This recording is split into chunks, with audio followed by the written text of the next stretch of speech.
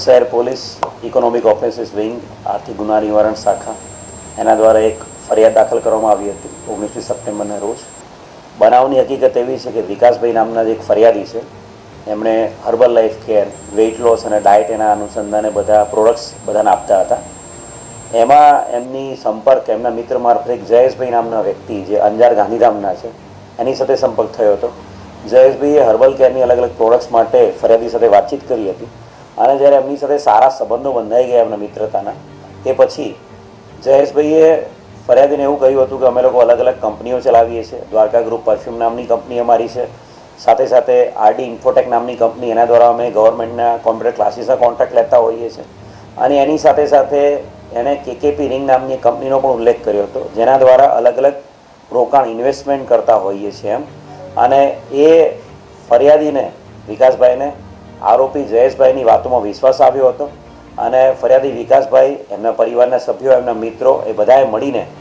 જે આરોપી જયેશભાઈ અને એમના પત્ની દીપાબેન છે એમની આ જે કંપનીઓ છે એમાં અલગ અલગ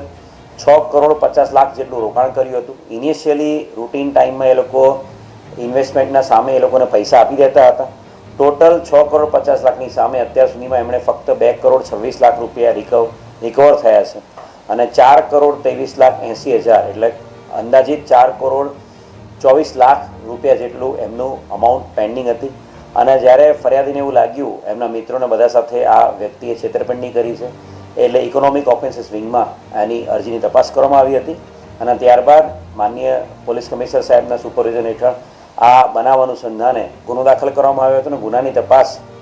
ઇકોનોમિક ઓફેન્સીસ વિંગ દ્વારા કરવામાં આવી હતી અને 2 આરોપીઓને ગાંધીધામ અંજાર એક ટીમ મોકલીને બંને આરોપી જે મુખ્ય આરોપીઓ છે જયેશભાઈ, એમના પત્ની દીપાબેન, બંનેની ધરપકડ કરવામાં આવી છે।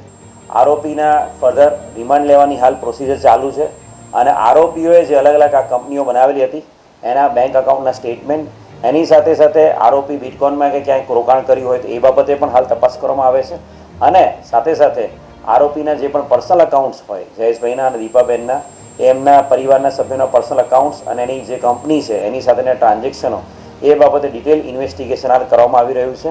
અને ફરિયાદીઓ છે એમને વધુમાં વધુ જે રકમ છે એને પરત અપાવવા માટે ઇકોનોમિક ઓફેન્સીસ વિંગ હાલ કાર્યવાહી કરી રહી છે। Thank you.